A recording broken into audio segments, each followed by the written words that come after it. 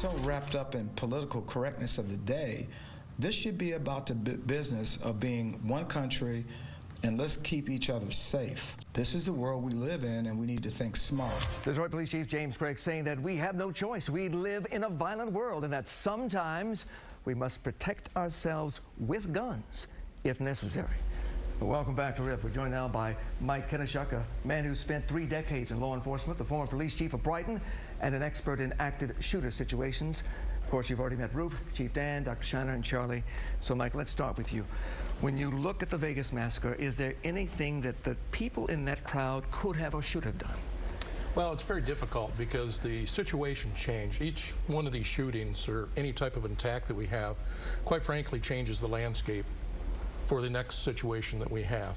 And so the elevated position, open air situation creates something that takes away one of the components of run, hide, fight.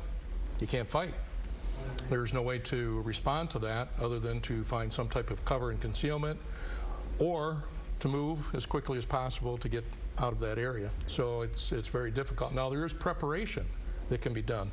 First of all, if you're trained in run, hide, fight, so that you know what's going on, you're prepared so that you're mentally and physically in tune with the fact that I've got to do something.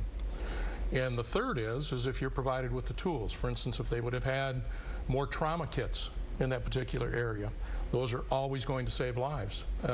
But this did change kind of the landscape. Well, you mentioned the previous dictate that we were given about 5-10 years ago, run and hide. Now we are told, even in our sessions, Charlie, here at the station, run, hide, and fight, to somehow fight back. Yes. And that applies not only to the workplace, but also to the school classroom. It does. It does. And what's changed, though, is that the environment in the classroom, there's many more things that you can do. You can put protective film on windows so that you don't have a Sandy Hook situation where someone can shoot their way into a school or into a classroom. You can have door barricades, which makes it more difficult to get in. In most cases, if you're locked down in a situation where you can provide that lockdown, you're fairly safe. But in open air, you've changed everything. And once again, I think every place should have trauma kits. We've really gotten to the point where we've seen how it saves lives by the military. We see law enforcement now carrying them.